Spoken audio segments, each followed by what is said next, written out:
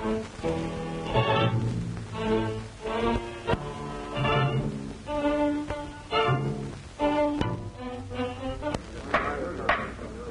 will now come to order.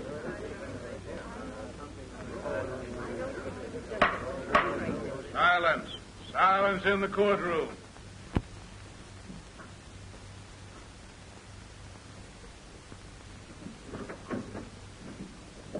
Ladies and gentlemen of the jury, have you arrived at a verdict?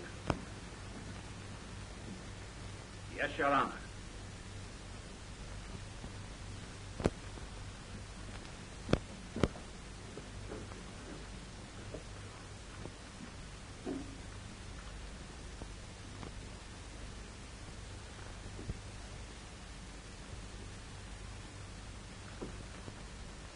The defendant will rise and...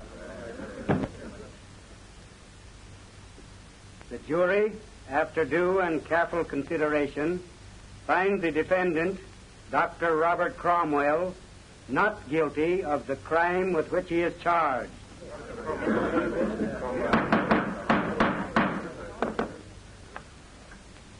The court feels that it is the high office of physicians and surgeons to preserve life, not to take it. Defendant dismissed.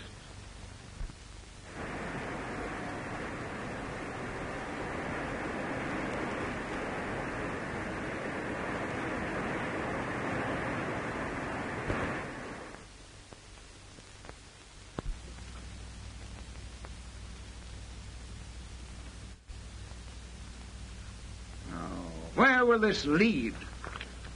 Are doctors going to be allowed to take the lives of incurable invalids? You know, as I take it, this verdict gives a surgeon a legal right to perform an operation that he knows will be fatal. Now, that's a clever way of committing murder. He might do it for experimental purposes or for out of sentimental reasons or to make and get away with it. Them doctors steals bodies from the graveyard, don't they, son? They sure does, son. Yes? Get hold of Miss Porter. She's interviewing Jacob Turner's widow at the Turner home. See if she's back. All right. To get down to brass tacks, we guessed this verdict wrong. Personally, I'm glad Cromwell is free. Well, Judge Lewis doesn't agree with you. And the public certainly doesn't. The verdict should have been guilty. Cromwell murdered Jacob Turner. If I'd been Turner, I'd welcome the chance to be cured or killed. But there wasn't any chance. That's just my point. Yes? Miss Porter to speak to Mr. Burke. Put her on. Hello? Did you get to Mrs. Turner? Yes, Mr. Burke. She denies that she's in love with Dr. Cromwell, but I got her to admit that she admires him. Good girl. Now I want you to interview Cromwell. But he won't talk. That's why I'm sending you. Make him talk. Everyone else failed. Find out why he performed this operation. The real reason. All about it. Hop to it.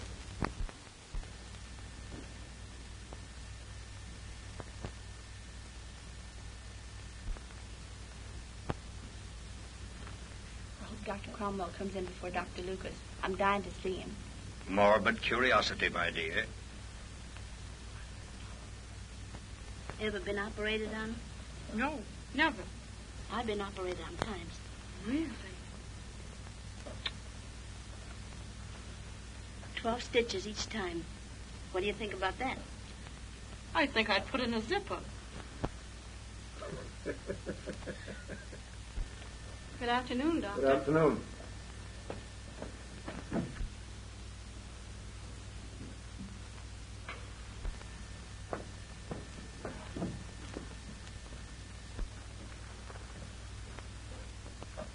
Has Cromwell come in? No, Doctor. That's strange. I left him at the Medical Association more than an hour ago. What is the association going to do about it, Doctor? Hard to say. Did you appear before the committee? Yes. I brought up the point that no one is wise enough to say that because this operation never has been successfully performed, it never will be. Finally, that Cromwell is one of the most brilliant of our young surgeons, and his services should not be lost because of this public hue and cry. However, a doctor shouldn't take such a long chance when the patient is as prominent as Jacob Turner. You remember I advised Cromwell against operating. Send Miss Johnson in. Very well. You may come in now, Miss Johnson.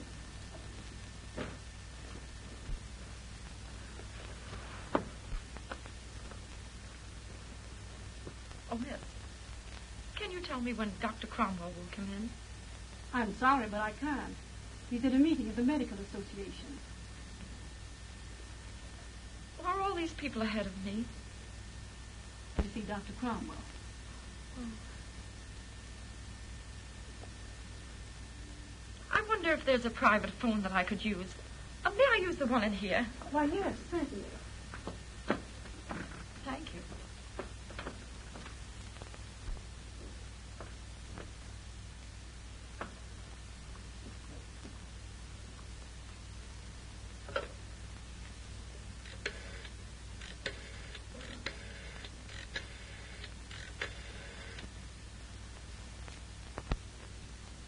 Hello, Mr. Berg. I'm in Dr. Cromwell's office, his private office. Well, you young lady. You don't have to see the old doctor, man. I do. Don't I, Nursey? Do you wish to see Dr. Cromwell or Dr. Lucas? Oh, Dr. Lucas, of course. I want to be cured, don't I, Queenie, and not killed. What did you think?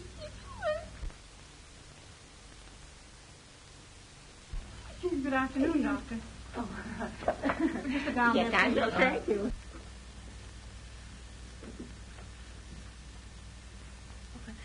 Your very nice nurse said I might use this phone. Quite all right.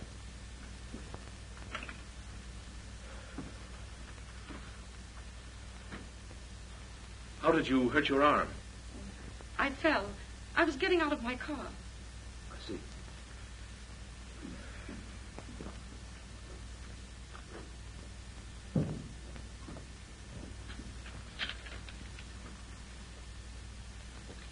Donald Evans, your instructor, phoned from the airport to congratulate you on the verdict.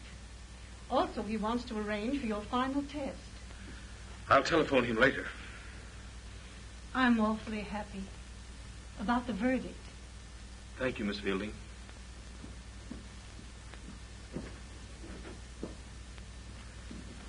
Have you had an X-ray taken of your arm, Miss Porter? No, I haven't. But I'm sure it isn't broken. Well, suppose I look at it. Oh, I wonder if you'd wait a minute.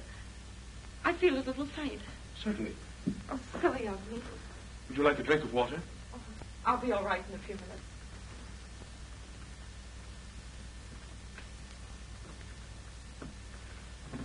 Doctor, you seem awfully upset. May I prescribe for you before you prescribe for me? Well, what would you prescribe? Well, when I'm worried, I get rid of it by talking it out of myself. Of course, I know why you're worried. I've been reading the things they've said about you in the newspapers. They aren't true, are they, Doctor? No, not all of them. The newspapers infer that you performed this operation on Jacob Turner because you were in love with Mrs. Turner. I've never been in love. I performed the operation because I believed that it would prove successful. Now you know you're wrong. Oh, the operation was a success, but the patient died. Yes, if you wish to phrase it that way. Well, how is it? Very simply. But something like this. His left arm was paralyzed. Certain nerves of his face were affected, causing his right eyelid to droop. His condition was caused by a tumor on that part of the brain known as the pons, and it was the opinion of the physicians who had attended him that such a tumor cannot be removed. That is, the respiratory, that which makes us breathe, centers back here, and therefore, under the knife, the patient stops breathing. The result is immediate death. That was and is their contention. But Turner didn't die under the knife. That's my point. He didn't die until 5 hours after the operation had been performed. The tumor was successfully removed. Further, I say the operation was a success because before his death, the nerves of his face showed signs of recovery, and the paralysis was partly relieved. I think I see what you mean. But why did he die? I contend that he died because his vitality had been drained by the length of his illness. Had this operation been performed 6 months or a year ago, I'm sure he would have lived. Well, I think I understand. Someday, someone will perform a similar operation. He'll save a human life. That will be my vindication. I hope so. But I'm wondering. Suppose the relation between you and Turner had been closer than patient and doctor. Would you have taken the chance? That's a question I can't answer. No one can say how far his judgment may be swayed by his emotions. Shall I have a look at your arm now?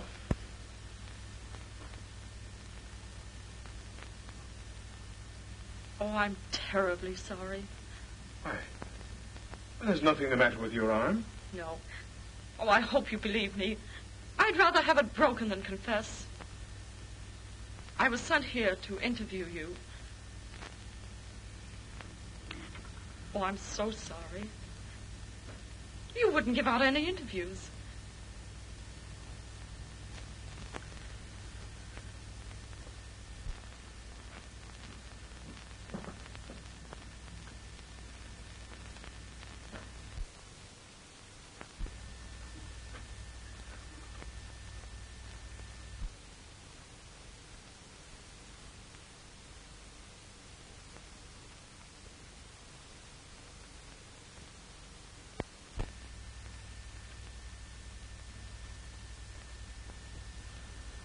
Are there any patients waiting to see me?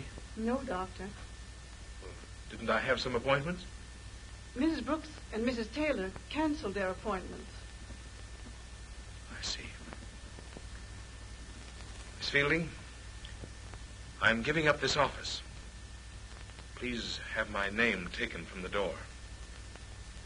But, Doctor, the Medical Association hasn't passed on the case. Won't you wait? There's hardly any use waiting.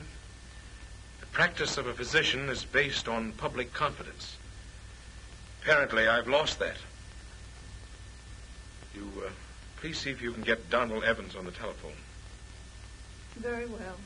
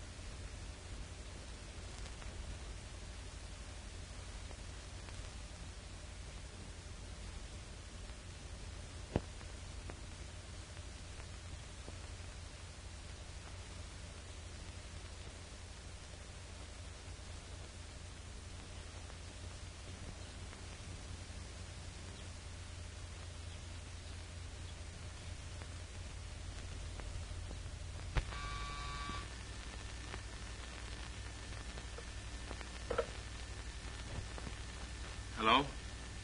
Oh, Evans? I'd like to arrange to make my final solo flight this afternoon. Yeah. That's right.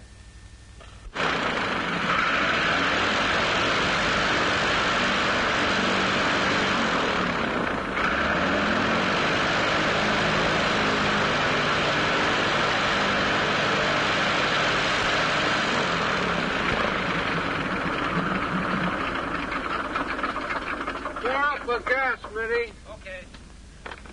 Well, we've been doing a lot of work on this baby. Gosh, she's running fine. Looks fine, Don. What have you had done to it? Oh, give her a complete overhaul. Going to do something with her. Another non-stop record, huh? No. Something bigger. Then you won't want me washing out your landing gear. Oh, no chance, Doc. Your nerves are okay. Hey, Don, your face is coming along all right. Oh, it's pretty good. I'll be glad when I get some teeth so I can talk like a human being again. You talk fine. Yeah, I'm glad you think so. Say, Don, who owns that old crate over there? What's that? Oh, that belongs to the airport. You know, that used to be Nungesser's old ship. Really? Yeah. You know, sometimes when the fellas get too many under the belt and don't care what happens to them, they take it up for a hop. Yeah? I never noticed it before. Let's take a look at it. All right.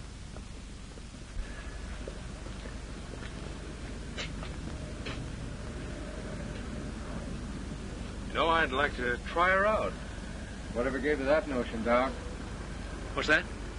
Hey, whatever gave you the idea of taking this old can out? Well, I'm going to be a pilot. I should be able to fly any ship, shouldn't I? Say, things that bad, Doc? What do you mean, Don? I mean, it's so bad that you want to take this up and fly the wings off of it. Now, you look here. I've been in the same sort of a fix you're in. I sort of understand the way you feel about it. You know, I was stunning for a flying circus, and I killed a man. They were going to take my license away. Then I jumped into another ship, went up, and broke the existing speed record at that time. Then instead of taking away my license, they were pinning medals on me. You get what I'm driving at, Doc? No, I'm afraid I don't, Don. Just this. Doc, people soon forget. You know, the public's awful fickle. They forget right away. You want to give them something new to think about. Of course, if you want to fly things, all right. But I got a better proposition. I've been thinking about it for a year. I've been working on it for the last 4 or 5 months. Now I'm about set to go. In fact, I'll be shoving off in about a week or so. Look here. Take a look at this map. It's a Tokyo flight. See, we start from here, go up across here into Alaska, and then follow this line right down the Aleutian Islands into Japan. I've got to have somebody go along with me. How about it, Doc? By George, I'll go. A new land. It'll be a chance to start all over again. Great. You've taken enough navigation under me. You can help me out on the navigation, you see? Now...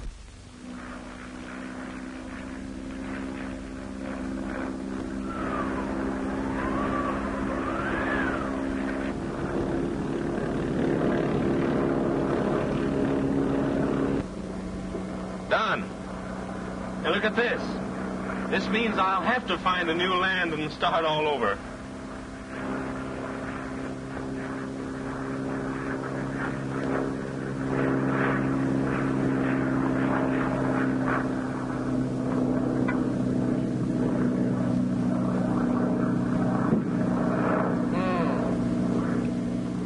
Some send-off, pal. You wait. Tomorrow they'll wake up and find your name written clear across the sky all the way from the USA to Japan. You'll feel just as cheap as I did once when I was in Paris during the war. A Frenchman tried to get into a cab that I just hailed in the curb, but I beat him to it and I got in first. Then I gave him the raspberry. You know, the next day I was presented to him for the Croix de Guerre. He was the president of France.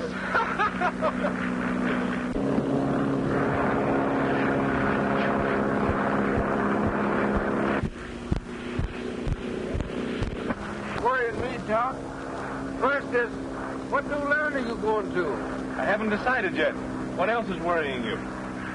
What's in that black bag that you brought along back there? Well, what would you guess? I guess 2 dress suits for us to wear at the ambassador's dinner tomorrow night in Tokyo.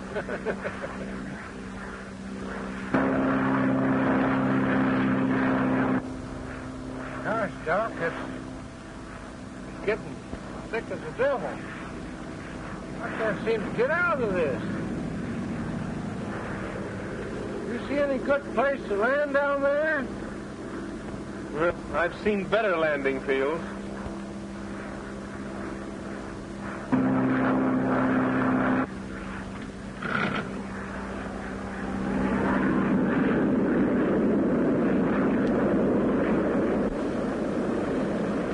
What's the matter, Don? Ice. See, it's getting on the wings. If we don't get out of this, we'll be forced down, sure.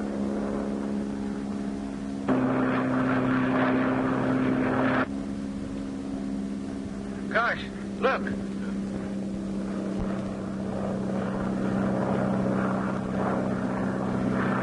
Look, gee, we're going down fast. Sure are.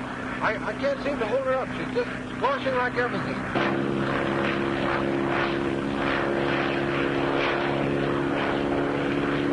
Hey, if we don't get out of this pretty soon, we'll both be going to a new land and trying to start over. Well, I wouldn't ask for better company, Don. Well, we're going to have to land. Brace yourself, Doc.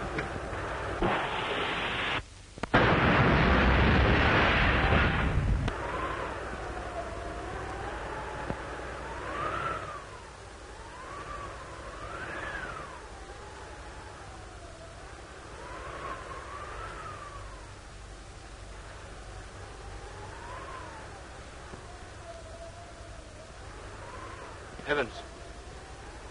Don. Are you all right? Evans.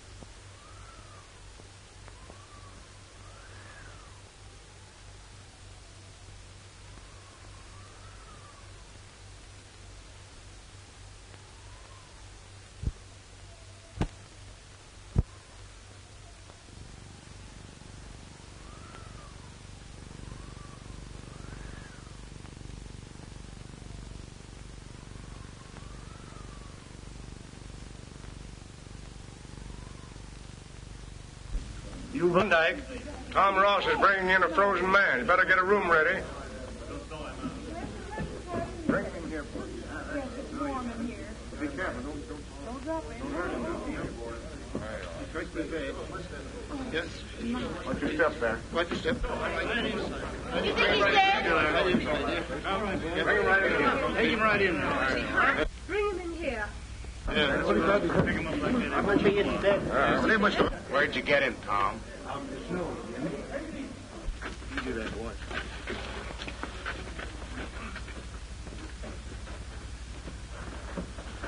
Just a minute, boys. Don't come in, please.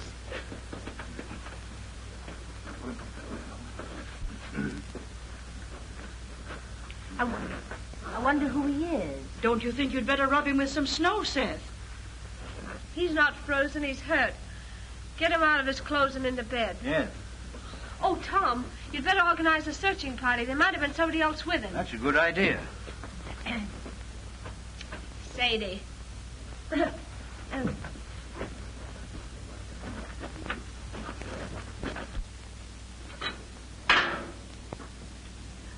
Gee, Jim, I didn't mean to neglect you so today, but I've been kind of busy and worried. Well, young man, it's getting pretty late.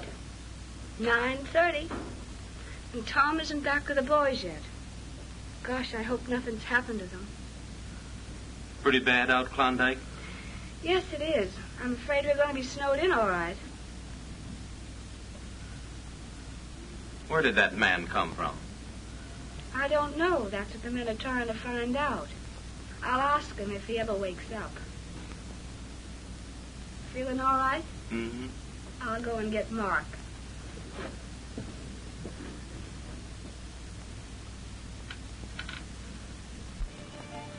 Mark, it's Jim's bedtime. Mark. Well, I'd hate to be sick and depend upon you to stay awake. What time is it? It's 9:30. No wonder I went to sleep. Boys come back yet? No, and I'm worried. You better go and put Jim to bed if you can get him to go before the news item comes on. I'll stay and watch.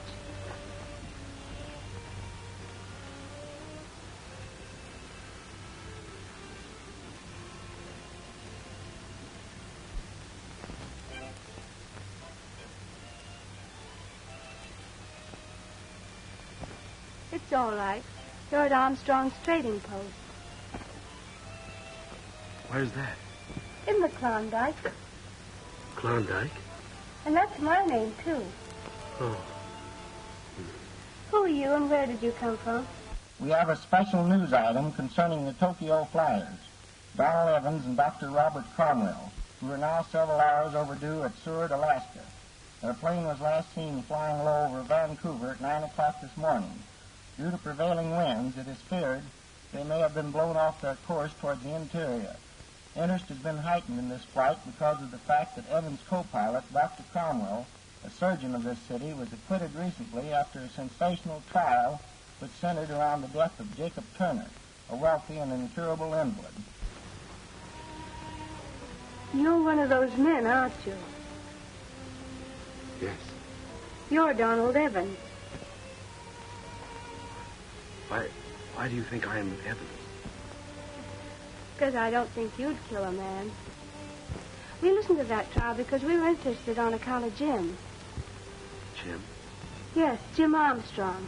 He's afflicted the same way that old man Jacob Turner was, who was killed by that doctor.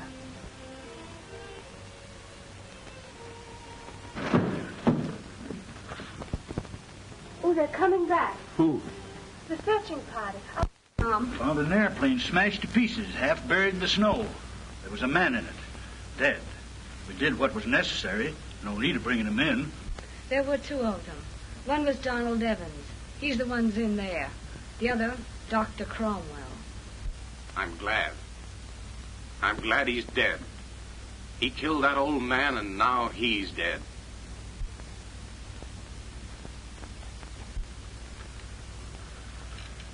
Good night, Jim.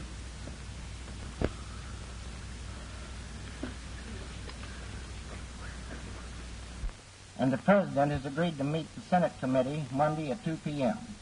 from San Francisco. All hope has been given up for the Tokyo Flyers, 6 days having elapsed since they were last seen flying low over Vancouver. The next news broadcast will be at 9:30 p.m. You know, it gives me the creeps to hear those news items. And with no way of letting the world know that you're here and Dr. Cromwell's dead. Yes, I know. I just heard the radio. How long will it be before we can get word through? Oh, maybe a week or two. 6 days of sleet and snow. I guess you brought it with you. There you are. Thank you. Won't you sit down? No, I haven't had a chance to talk to you really yet. All right.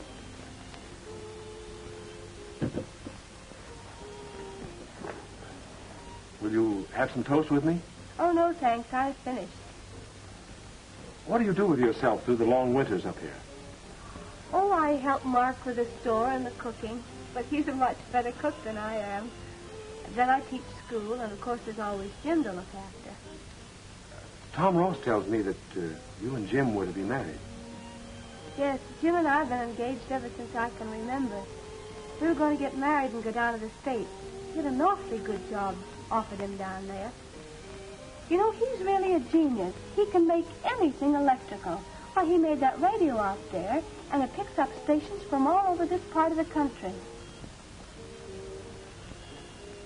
We were going away that summer. 2 summers ago. Then he was taken ill. Well, tell me, were you born up here? Oh, yes, we were both born up here. Our fathers were partners, so we were practically raised together.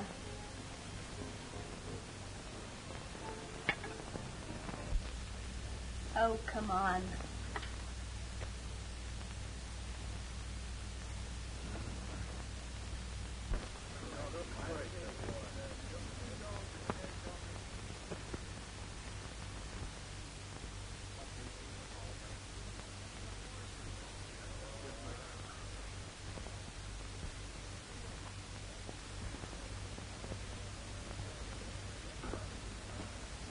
Well, shall we start another game?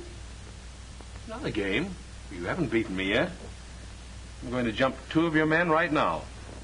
Oh, I suppose that'll end it. Certainly it will. My, isn't that wonderful? Well, how do you like the looks of this?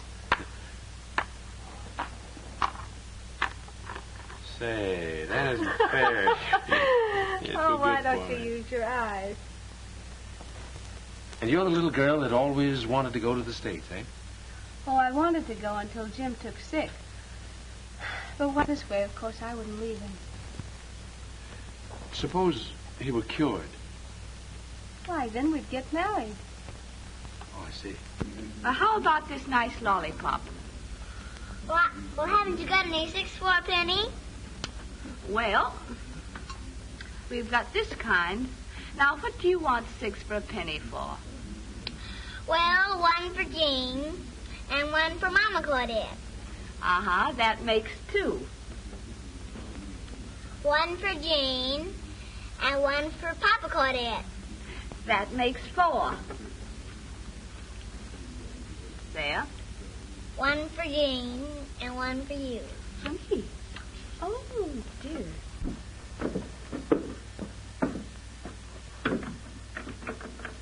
This was Jim's workshop. I want you to see it. I want to talk to you about Jim. All right, Mark. Dust. Just as he left it last time he was down here, 2 years ago this summer.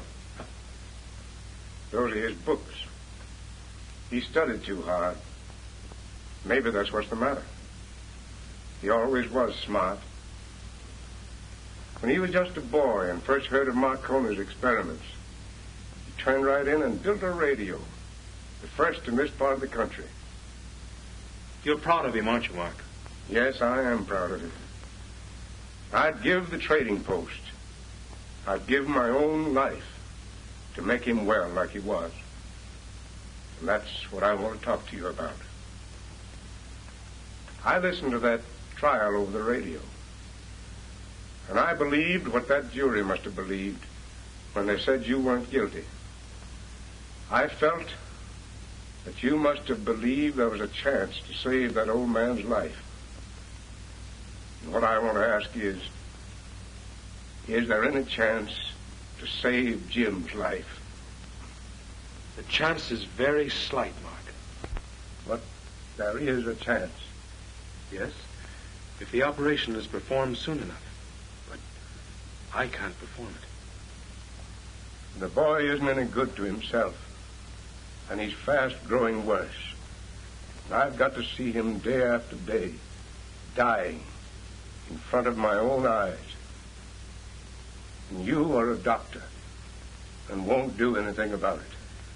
Don't you see, I haven't any right to practice here or any place else. I'm Jim's father, and I ask you to do it.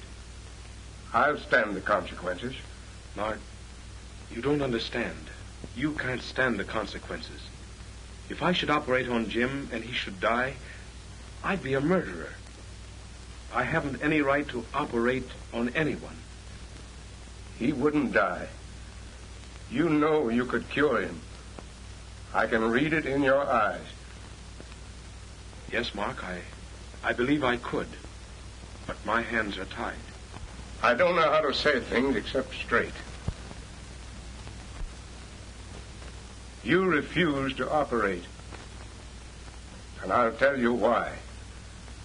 I've been watching you day after day with Klondike. And if Jim was cured, she'd marry him. Ain't that the real reason you won't operate? No, Mark. That has nothing to do with it. I think it's got a lot to do with it.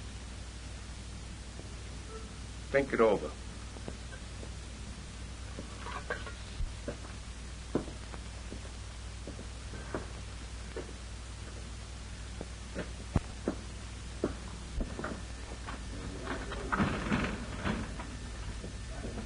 Why, Sadie. Well, are you? Well, do you look grand? Don't like it. Why, what's the matter? I came to see that doctor. I've got a terrible throat. I can scarcely talk about a whisper. Oh, now, that's too bad. Well, let me see. Gene's in there now having his leg attended to, but you can just wait and go right in a minute or two. Hey, Ma, can I have a piece of candy? Didn't I tell you not to follow me over here? But I just wanted one piece of candy. Ma, Aren't you going to wait, Sadie?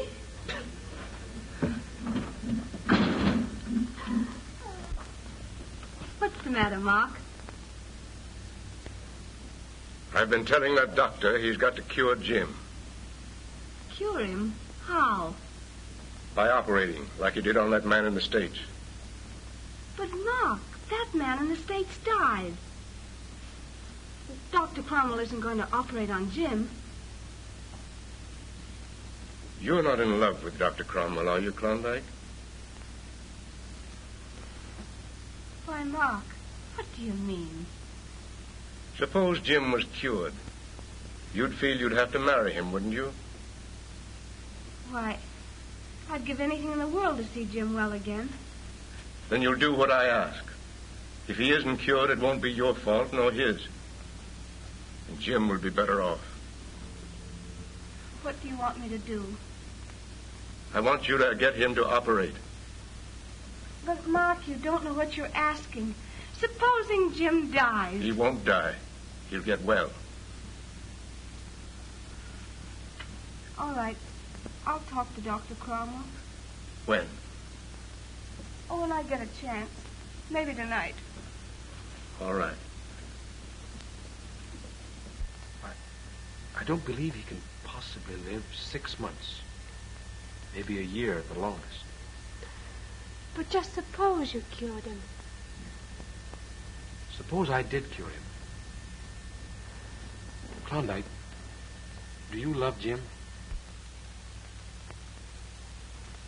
Yes. I love him as I've always loved him.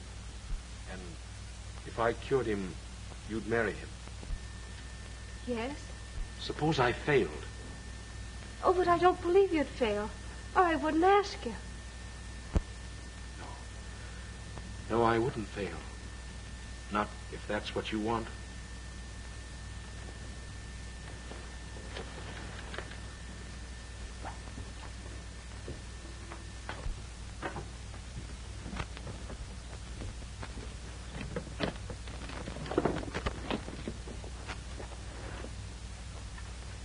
Well, the sooner I operate, the better are Jim's chances of recovery. Then you are going to operate? Yes. Tonight.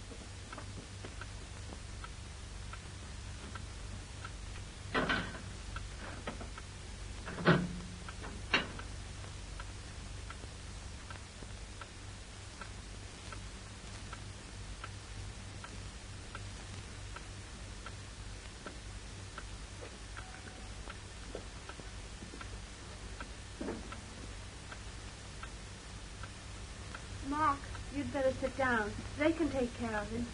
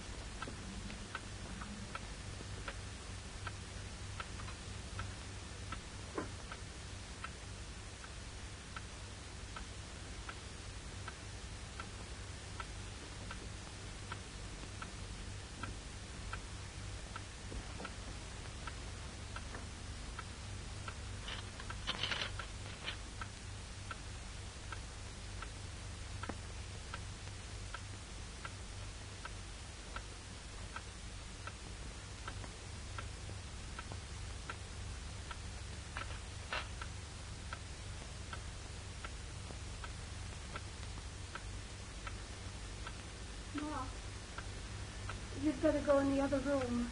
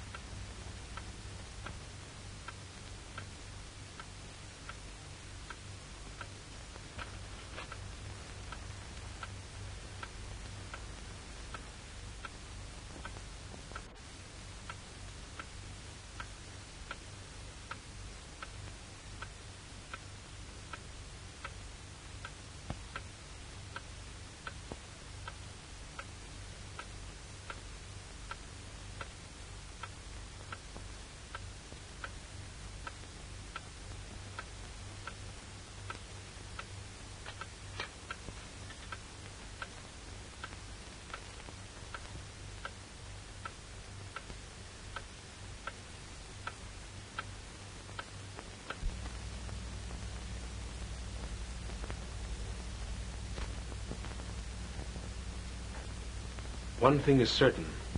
The greatest danger has passed. Due to Jim's remarkable vitality, the respiratory action didn't stop during the operation. What does that mean, Doc? He didn't stop breathing.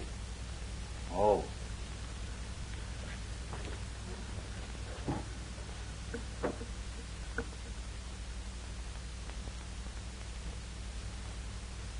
The effect of the anesthetic is worn off.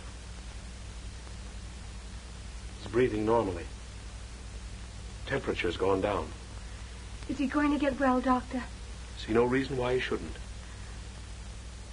Look, his hand seems to be relaxed already.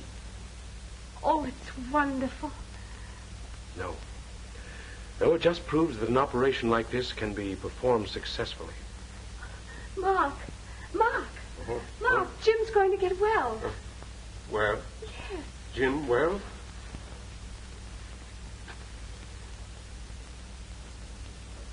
Jim? Oh, shh, quiet. Everything's going to be all right, Mark. Supposing you come and get a little rest now. He's cured, Doctor. Yes, Mark.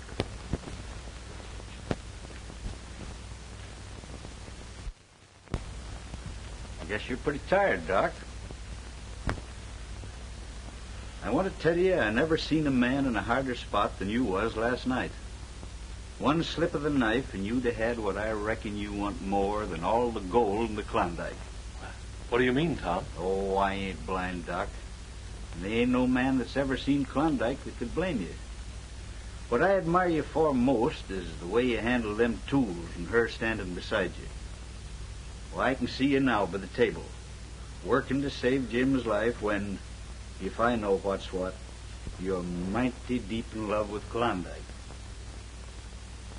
You're a shrewd observer, Tom. Oh, I take notice. Of course, Doc, a feller like you would never fight for a woman against a sick man.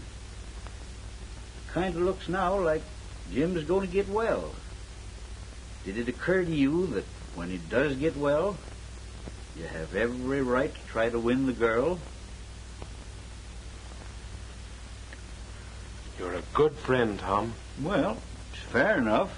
May the best man win.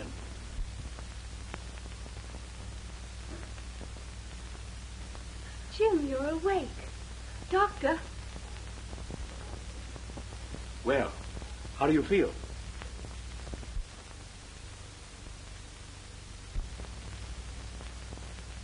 Jim, you're going to get well. Don't you recognize me?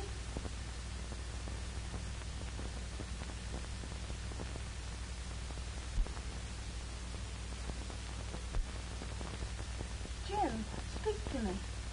Say something.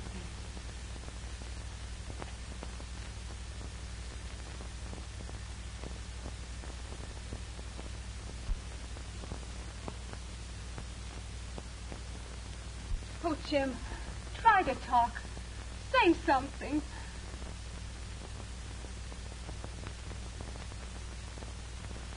Oh, Doctor, he tried to talk, but he can't. This is something I don't understand. The part of the brain I operated on has nothing to do with the power of speech.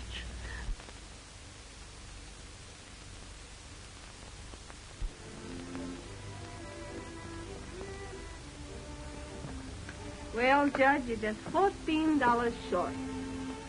14? Mm-hmm.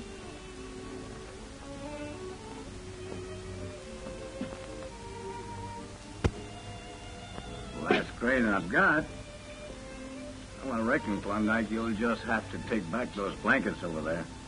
Yeah. You'll be needing all the blankets you've got. I'll just charge it to you. Well, now, thanks. I don't like to do that, but I'll be back.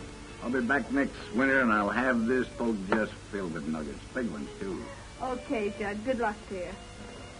Goodbye. Goodbye.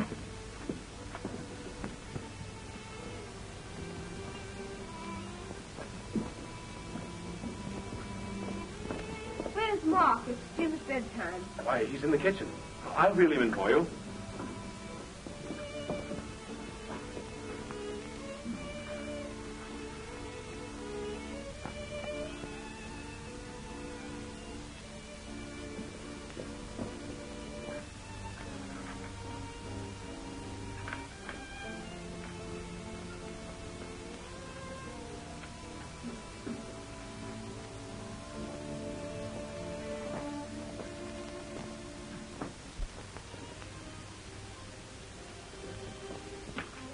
taking in, Klondike. All right.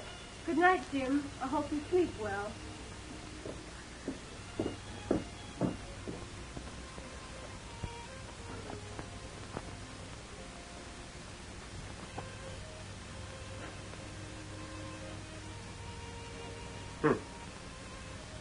Wonder who unfastened that door.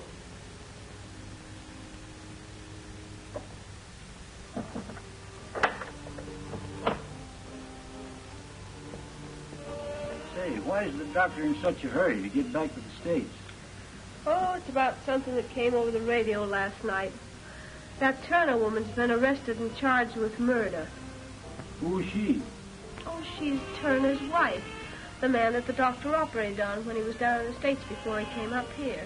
If you remember, he died. Yes, that's mighty bad. Did you hear any more about it this afternoon? Not a word, just some weather reports and news items and... You know, Doc, it'll be tough sledding tomorrow, but I'll get you through somehow. That is, if you feel you must go. Well, Oh, why don't you stay a while? There must be some mistake. I know, but don't you see, to stay here would only look like I'm in hiding. I've got an idea. Yeah. We'll put your name on a shingle and hang it out on the porch, and that'll show them that you're not in hiding. Yes, I know, Oh, but come on. Well, Now, you stay here, and I'll get the stamping up. All right. Oh, a piece of board now. Board. Oh, here it is. Oh, that'll do. Just a minute now. I'll get it all. Now, these. Well, I guess I'll be turning in, folks. See you tomorrow morning. All right. Good night, Tom. C-R-R-R. Ah, there. Oh, dear. R-C-C-C-C. Well, say, what about a period after the R?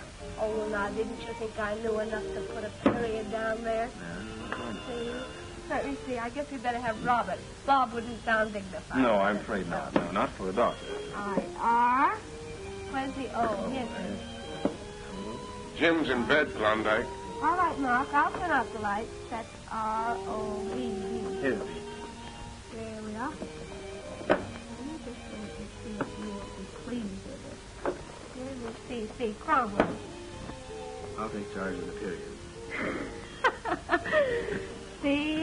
C-R-R-R-R. Make yourself useful. You hand them to me. C-R. You better kind of crowd this in a bit. O-O. O-M. M. Oh, dear. All right, get the E. Now turn that upside down. You'll have the W. Oh, I see. Cromwell, W. E, here it is, looking right at you. Oh, dear, this isn't very straight. Well, we can make a new one. L. What happened to the L? There it is.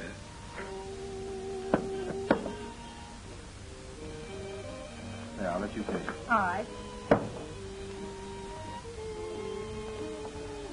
There, just about made it. It's a little bit crooked, but not bad. That's fine. See, I hope you don't have to go. I don't want to go. Well, I guess you better hang it up anyway, huh? Yes, I guess we better. We have a special news item about the sensational Turner case. Jane Turner, who was arrested yesterday, confessed to having conspired with Dr. Robert Cromwell to put her husband out of his misery by killing him. Although it has been believed that Dr. Cromwell was lost during an attempted flight to Tokyo, the authorities have learned that the flyers crashed in Alaska and that the doctor is there in hiding. We return you now to your local stations. It's a lie. Why, you couldn't have conspired to kill anyone. That Turner woman must have gone mad. I'll have to get back to the States as soon as possible. Why, how do they know that you're here? Not even the mail is gone now. Such things always leak through some way. I must leave the first thing in the morning.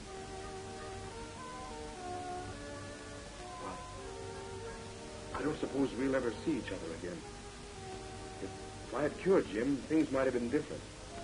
I could have told you then that I loved you, and you could have chosen between us. You know, Klondike, I've never loved another woman. You're the first, and I think you'll be the last. Goodbye, Klondike.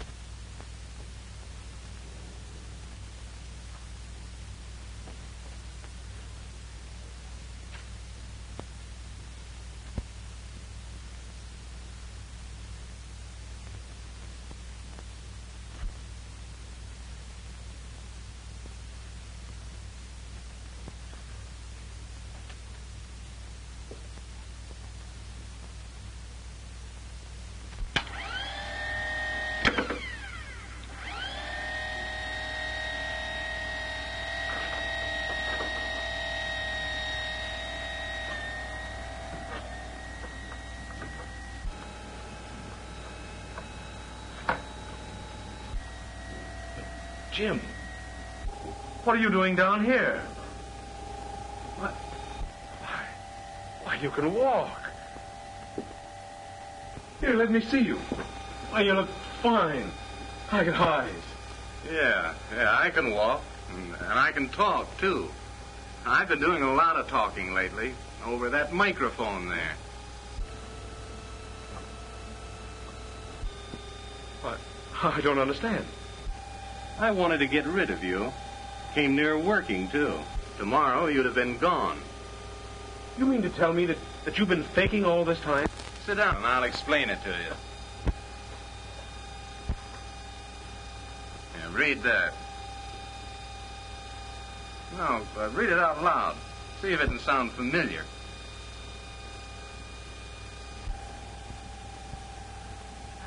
We have a special news item about the sensational Turner case. Why, that came over the radio tonight. Oh, no, you just thought it did. I broadcasted it over that microphone there. I cut it in on the loudspeaker upstairs. Of course, I disguised my voice. I used that switch right there. Simple enough. Oh, Jim, do you mean to tell me that you do it?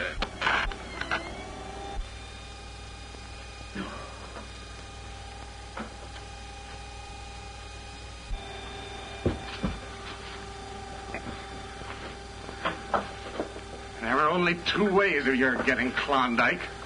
One was killing me, but you didn't dare do that. They'd have hung you for murder. The other was to cure me, and then win her. So you cured me. It wasn't for me that you did it. It was so that you could take her away from me. I gave you fair warning to get out. I didn't give you enough juice that time to hurt you. Just a good jolt.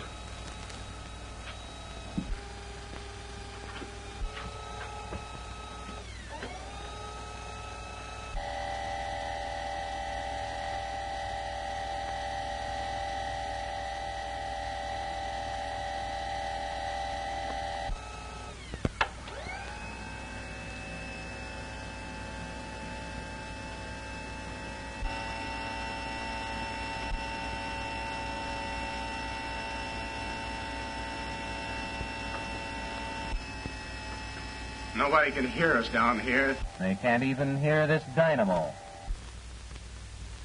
But maybe I better tie this over your mouth.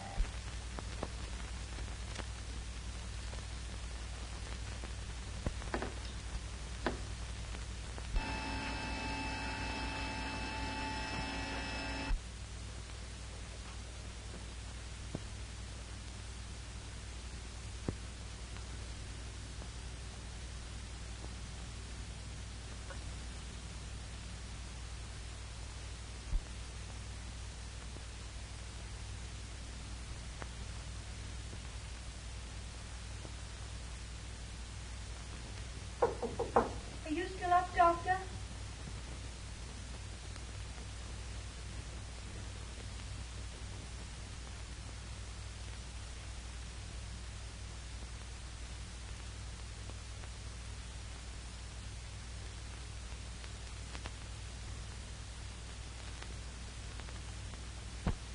Mark, is Dr. Cromwell up there?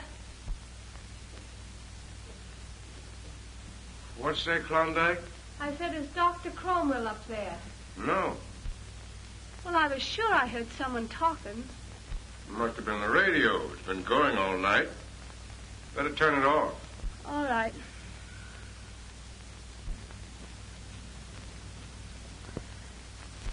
When they find you, I'll be in bed. Not able to walk. Not even able to talk. I'll get well gradually. They'll think you came down here to my workshop and accidentally electrocuted yourself.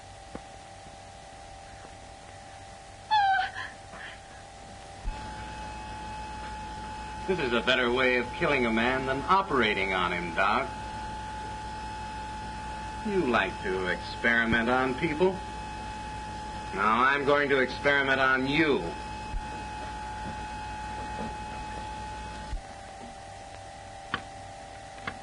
Jim, open this door! Jim, open this door, I tell you! Jim, open this door, I tell you! I know what you're doing! I hate you! Jim! Jim! Jim! Open this door! Well, I guess you outsmarted me, Doc. Jim! Oh, Jim, please open the door! Open this door!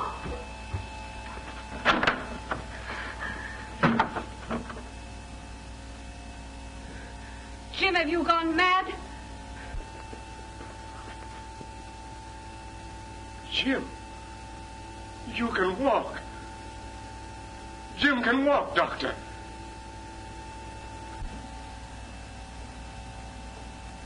You've cured him. Yes. He's all right now, Mark. Both his body and his mind will soon be what they used to be. I'm as happy as you are, Mark.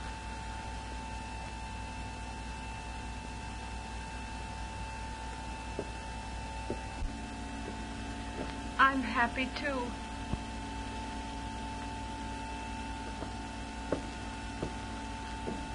Come in.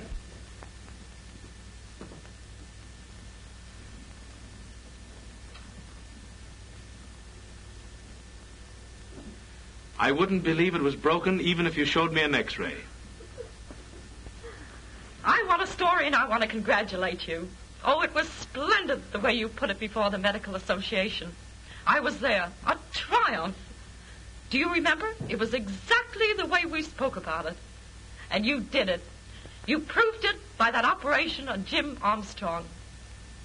Do you know, Doctor, you're the first man I've ever known that came out of Alaska with fame rather than riches. You're wrong again. I came back with more riches than fame. Really? Yes. Yes? Oh, well, ask her to come in. Yes, Miss Porter? I found gold. Gold?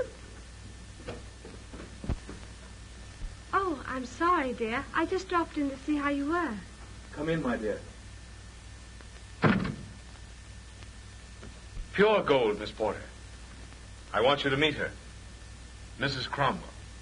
How do you do? How do you do? That gives me a lead for my story. And it starts like this. Gold, gold, precious gold. Hard to get, but not hard to hold.